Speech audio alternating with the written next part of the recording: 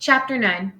Wool and Weeps were with us long enough to be well known in Saskatoon, particularly Wool. As my father said, Wool never quite realized he was an owl. Most of the time, he seemed to think he was people. At any rate, he liked being with people, and he wanted to be with us so much that we finally had to stop trying to keep him out of the house. If we locked him out, he would come and bang his big beak against the window panes so hard we were afraid the glass would break. Screens were no good either, because he would tear them open with one sweep of his big claws.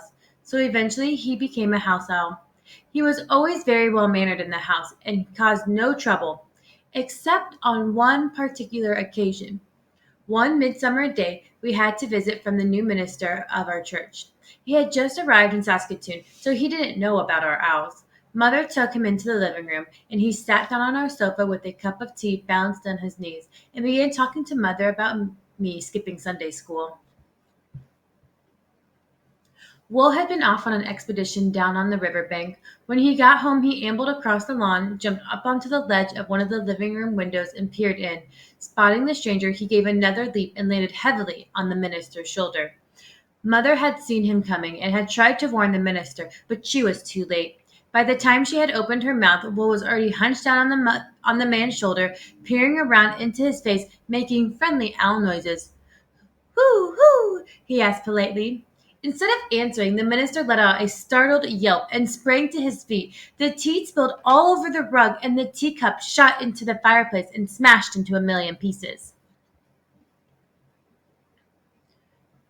It was all so sudden that Wool lost his balance, and when he lost his balance, his talons naturally tightened to help him stay steady himself.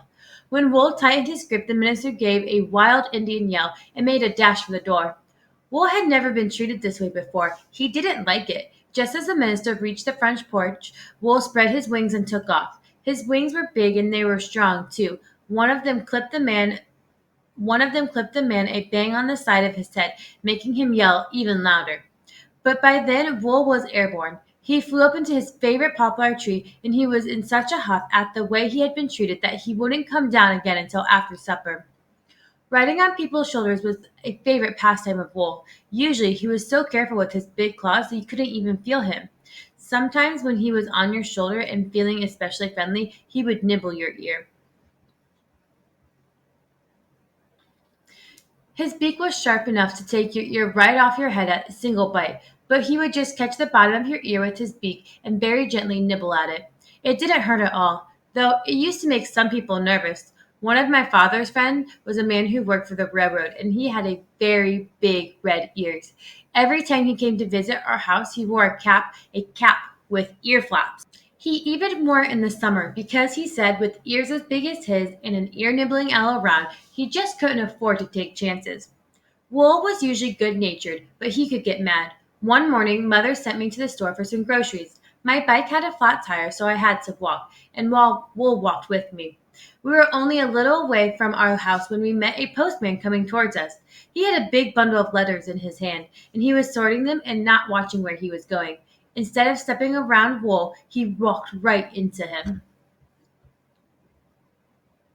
Worse still, he didn't even look down to see what he had stumbled over. He just kind of gave a kick to whatever it was to get it out of his way.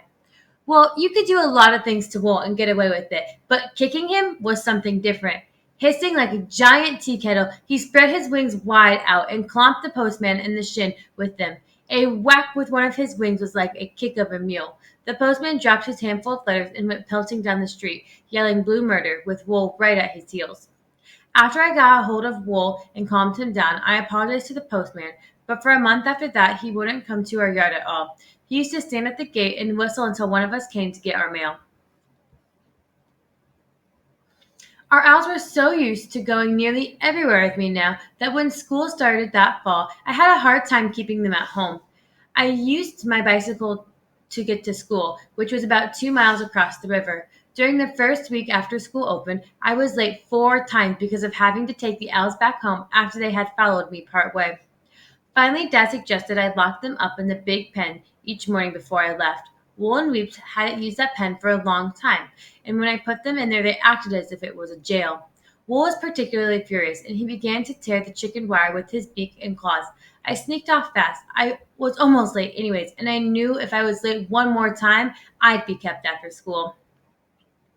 I was about halfway over the river bridge when a man on the footpath gave a shout and pointed to something behind my back. At the same time, a car coming toward me jammed on its brakes, nearly skidded into the cement railing. Not knowing what was going on, I put on my brakes too. I had a time to stop with the wild rush of air on my back and a deep hoo hoo hoo in my ear. Wool landed on my shoulder. He was out of breath, but he was also pleased with himself that I didn't have the heart to take him to home. Anyways, there wasn't time, so he rode on my handlebars the rest of the way to school. I skidded into the yard just as the 2-minute bell was ringing and all the other kids were going through the doors. I couldn't decide what on earth I would do with Wool. Then I remembered I had some twine in my pocket. I fished it out and used it to tie him by one leg to the handlebars. The first class I had that morning was French. Well, between worrying about Wool and not having done my homework, I was soon in trouble with the teacher, whom we called Fifi behind her back. Fifi made me come up in front of the class so she could tell me how dumb I was. I was standing beside her, wishing the floor would open and swallow me up, when there was a whoomp whoomp whoomp at the window. I turned my head to look at Wool. It hadn't taken long to untie the twine. I heard later that he had banged on the windows of 2 or 3 other classrooms before he found the right one. Having found the right room at last, he didn't waste any time. Unluckily, Fifi had left one of her windows open. Wool ducked down, saw me, and flew right in. He was probably aiming to land on my shoulder, but he missed, and at the last second tried to land on Fifi's desk. It was polished hardwood desk. He couldn't get a grip on it. His brakes wouldn't just hold. He skated straight across the desk, scattering papers and books all over the floor. Fifi saw him coming and tried to get up out of her chair, but she wasn't fast enough. Wool skidded off the end of the desk and plumped right into her lap.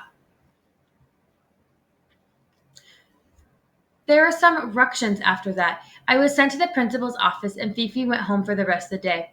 The principal was a good fellow, though. He had just read me a lecture and warned me that if I didn't keep my owl away from the school in the future, he would have to get the police to do something about it. We finally figured out a way to keep the owls from following me to school. Each morning, just before I left, we would let Wool and Weeps into the kitchen. Mother would feed them the bacon rinds left over from breakfast, while I sneaked out the front door and rode away. It worked fine, but it was a little hard on Mother because the owls got so fond of the kitchen, she usually couldn't get them out of it again. Once I heard her telling a friend that until a woman had tried to bake a cake with 2 horned owls over her shoulder, she hadn't really lived at all.